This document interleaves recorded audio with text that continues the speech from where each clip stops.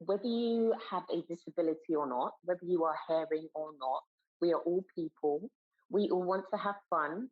Children, especially, all want and deserve to have fun. And unfortunately, in Africa, there's this mentality, I would say generally, that children are not exposed to fun.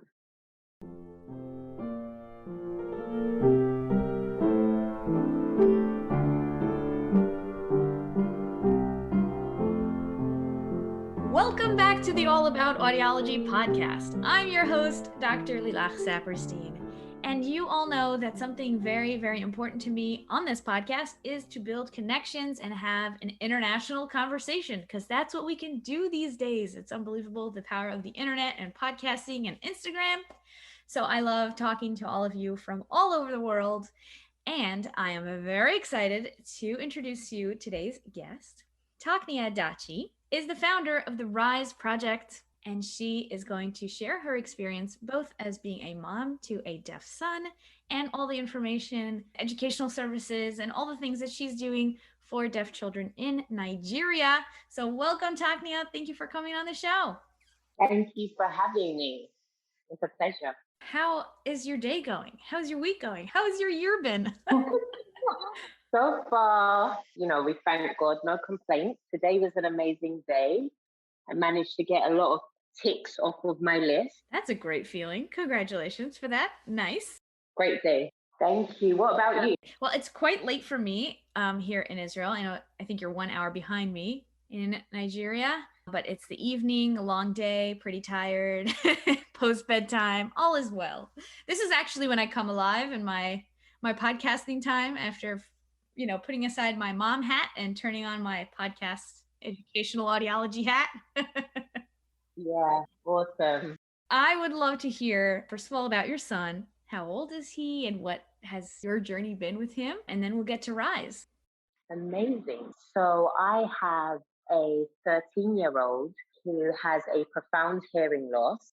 He was actually born hearing. He was diagnosed at 3 years and 11 months. So sometime between birth and that time, he lost his hearing. I tried to navigate as a mother with a deaf son the best way that I could have done. Before having a deaf son, I had never been in contact with another deaf person. I don't remember meeting anyone who was deaf before. So he literally changed my life.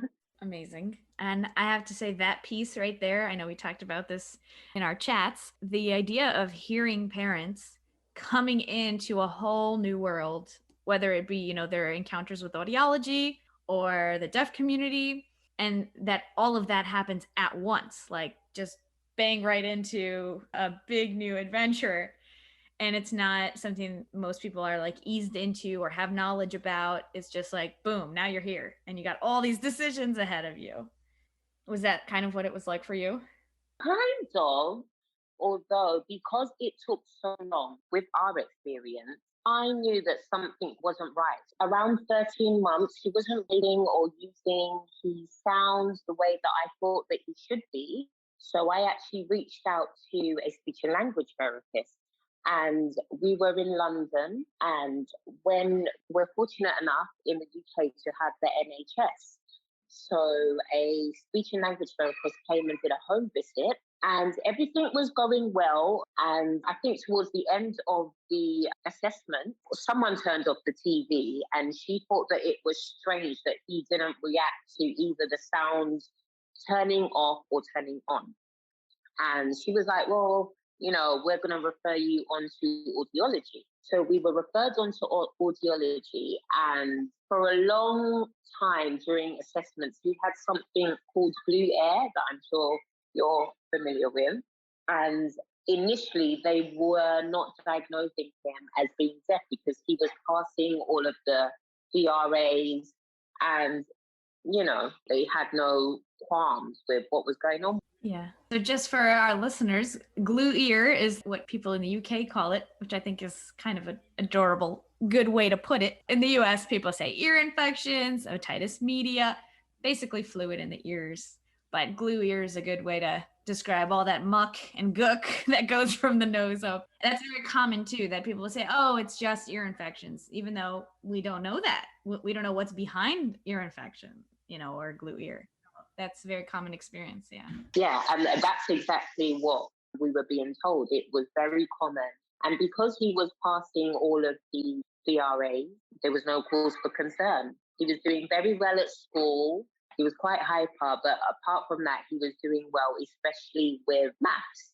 So we kind of went on this battle for, I guess, 3 years. So when we finally got the diagnosis, I was happy because I wanted to move on. I wanted to know what kind of educational setting I would put him into. I've heard about parents with newly diagnosed children going through different kind of stages. So you kind of almost mourn the loss of the hearing. And I guess I went through that a little bit, but I was just happy to move on. I wanted to know what to do next, how he would be educated. And I guess I was supported really well by the local education authority. So very quickly, he was put into a deaf school. I was given the options of oral or sign. So this is very interesting because obviously I'm hearing, and as I said, I've never met a deaf person before. So I went with the option of an oral school. And then all of the health practitioners and people we were working with the educational department, they were like, from what we can see, he enjoys communicating using sign. He was already, without ever being taught British Sign Language at that time, we were already using signs anyway. We had created our own kind of way to communicate at home. And apart from that, there is something called Makaton. So I'm not sure if you use it in the States, in America, but in the UK, there's something called Makaton. It's used as a way to enhance speech, I guess. And it's not specifically for deaf people. Anyone can use it. Makaton. Is it more of a gestural system? Exactly. And it's used for any child or adults, I guess, who have any type of learning difficulties. Mm-hmm. So in the educational placement that he's nursery, they use that anyway for hearing children, deaf children. So it sounds to me like he was adapting quite naturally to using the more gestural and visual language. Yeah, I think that's the perfect way to sum it up. It was just totally natural for him. He enjoyed the transition. So I think you summed it up best when you said that it was natural. So it was a natural transition for him. But once again, being a hearing mother, I thought that other things would be better for him. Because he had a really late diagnosis, we were quickly advised to have cochlear implants. And that was done very quickly. Within 6 months, he was implanted bilaterally. So on both sides, he was implanted with cochlear implants. And they weren't very good for him in the sense that he was developing speech. So he's very oral. He loves using his voice and his sounds. So it was very positive in that way. Often now people say funny comments like, oh, are you sure he's deaf? Because you can have a conversation with him and understand maybe 30% of what he's saying. So we get that a lot. But in terms of the cochlear implants were not very consistent. So I can't remember which side, either on the left or the right, stopped working after maybe 6 months. And then he was re-implanted. And then the other side stopped working. So it was just a very stressful period. I can't even imagine how he felt. That whole time was very difficult for us. And it was that whole battle of what is best for the child. So what does he want? What do we as parents feel is best for him? So it was very difficult. But at the end, he hasn't been using his cochlear implants for at least the past 3 years, I would say. And he's had breaks. Even before the last point, there were breaks in between where he was not using his cochlear implant. And at any point, did you get diagnostics on why, the kind of reason of what happened to the hearing? There's a company called Model. They sent it back and they kind of did all the diagnostic work, but they couldn't work out what was going on or the cause of it. So it was left unanswered. Pretty much like the cause of his hearing loss. We still don't know why he's deaf or why he lost his hearing, why he was born hearing. But it was very important for us as a family just to not to dwell on it, because especially now there's so many beautiful examples of young, amazing deaf people. So I think we were fortunate to always have that kind of frame of mind or way of thinking, and we've just always been very encouraging and supportive of his deafness. I am so grateful for you sharing that perspective, because so many families really do focus on that and kind of stay there for a long time. And it is valuable. It's definitely very important. And for some families, getting the genetic testing, and that's important for their family planning, for their, if they're going to have future children, what decisions they want to make around that. And also how valuable it can be to know what the cause is. And then if you know the cause, you might also find out that there are other body systems involved, like syndromes, or does it affect the vision? Does it affect different things?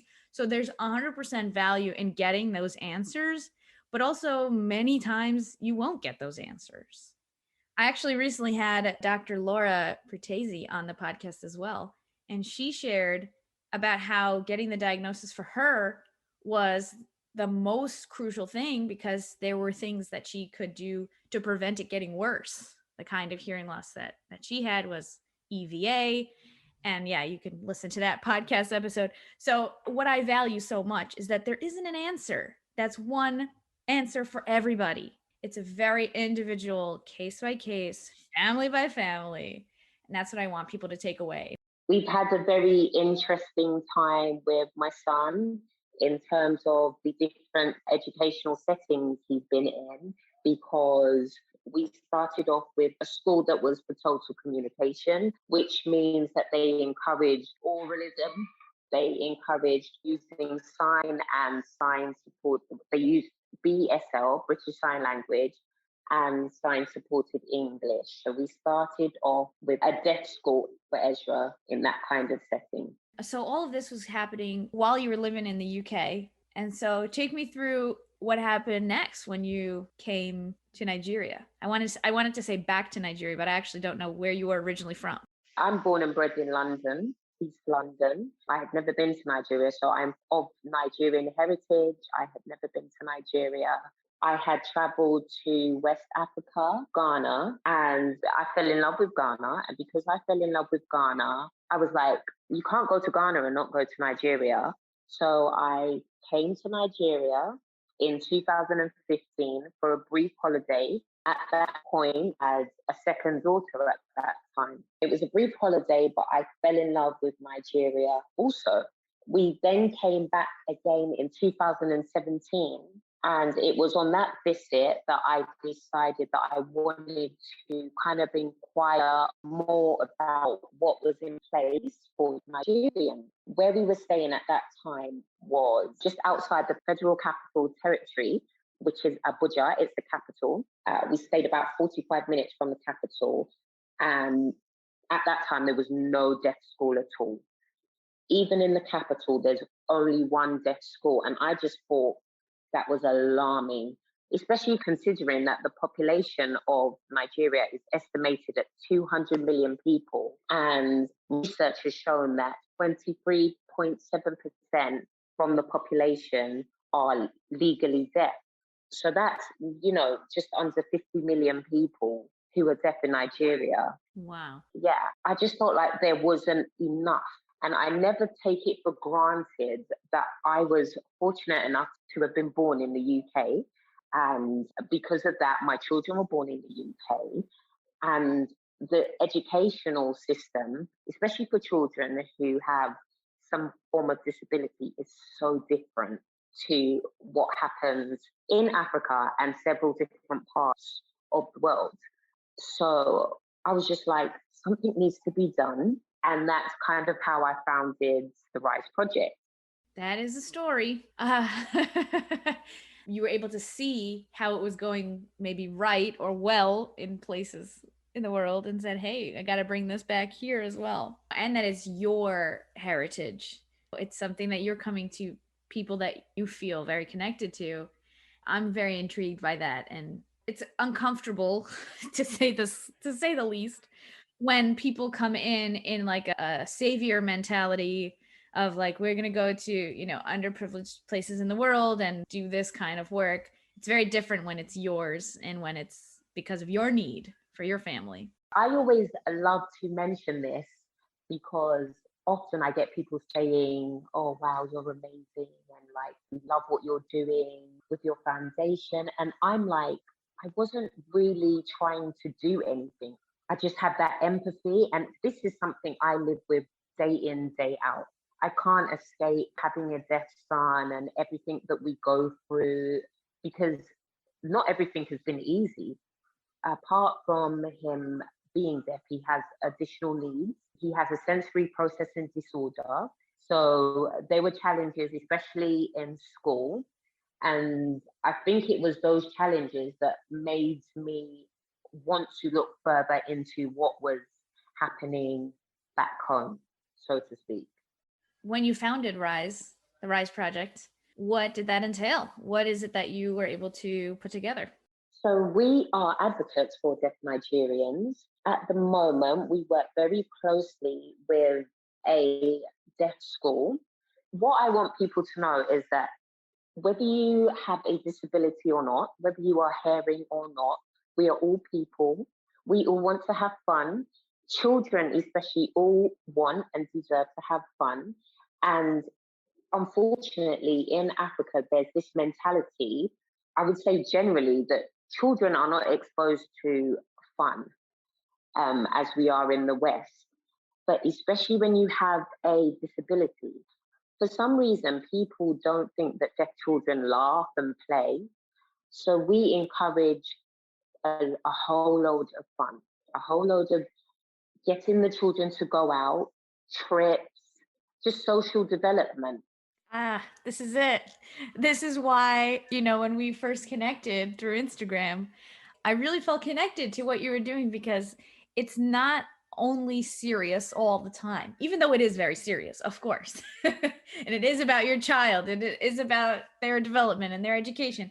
It has to also be about them being a kid, about them being your kid and your child in your community, and how they can interact and play and have fun. And I really love this part of your mission. I connect with that very strongly. Yeah, it brings me such joy to work with all the children that we've worked with, to take them on trips, to put things in place. We did some storytelling a couple of weeks back, and some of the expressions on their faces, some of them have never been given this opportunity. Another thing that I like to use my platform for is to speak to other parents, other hearing parents who have deaf children in Nigeria, because I want them to know there shouldn't be a stigma attached to it. There's no taboo. And for me personally, one of the greatest things I did was go out. I actually paid to learn British Sign Language. And that was one of the best things I could have done, because now I can communicate with my child and my child can communicate with me.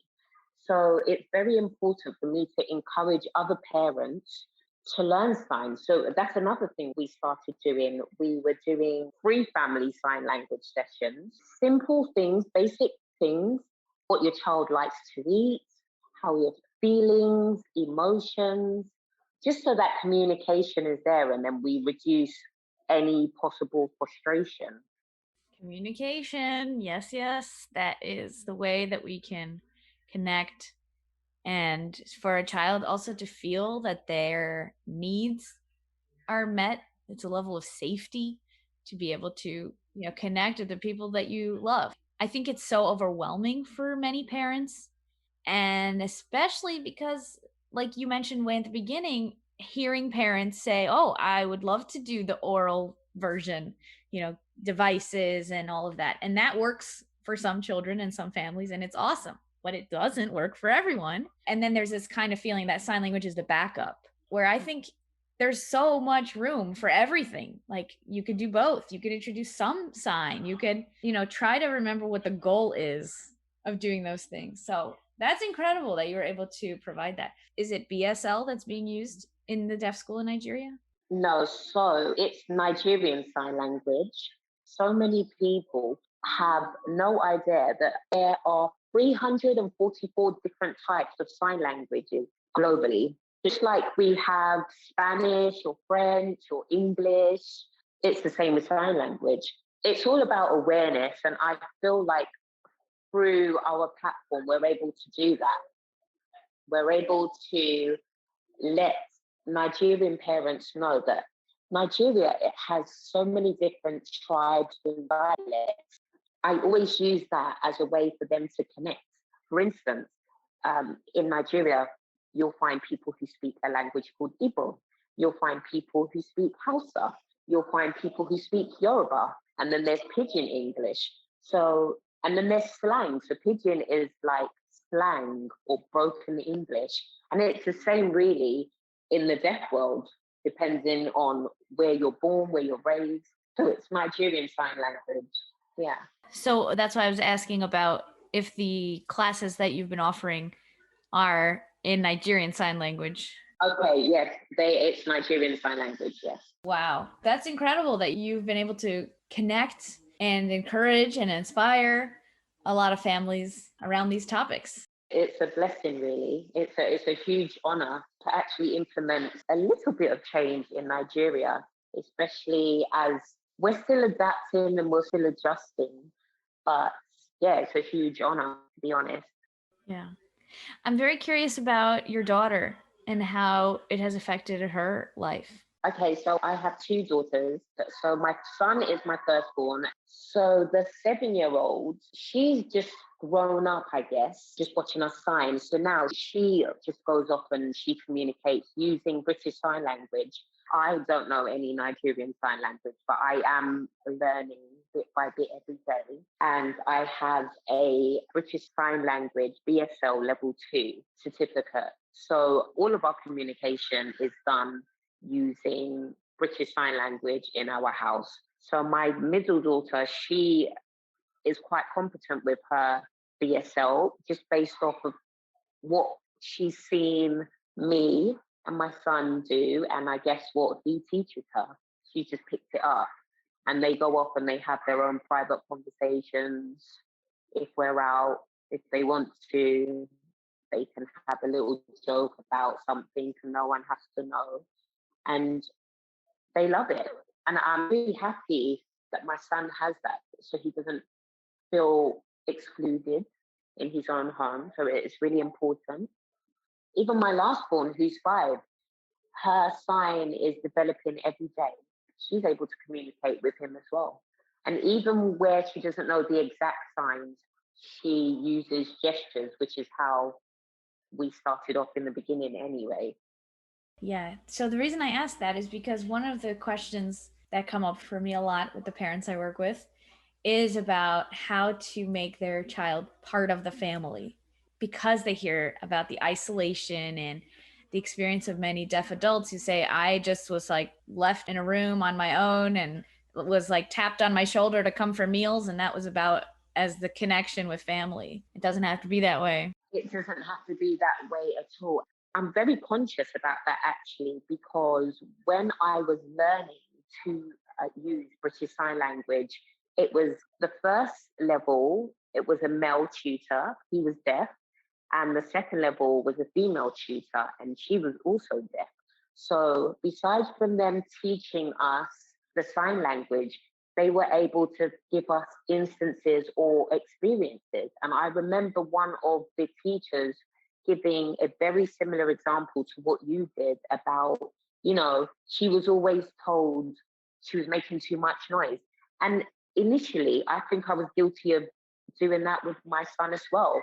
I'm really happy that I had that opportunity with her, for her as an adult to tell me how she remembers her childhood, because I felt for her as an adult and I didn't ever want my son to feel that way. Yes. Oh, and I'm so glad that you had those deaf mentors and new deaf adults to share their experience, and that you were able to learn sign language from a native signer, a deaf person, which is very valuable. Very valuable, exactly as you said, because you get their perspective and it's authentic.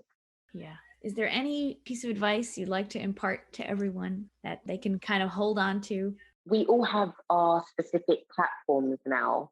And for me, it's really important for everyone to be inclusive and to knock down any barriers, treat others the way we would like to be treated. So, in terms of using our platforms, think about others, think about the deaf community, think about, someone who maybe perhaps cannot see.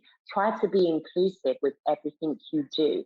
So if you're an influencer, if you're a doctor, whatever the case may be, use your platform to be as inclusive as possible. I'm so glad you're bringing that up, because there is something new to learn every day about how to do better. This idea of universal design, that it doesn't have to be, oh, this is specifically for people with disabilities and over there is everything quote unquote normal.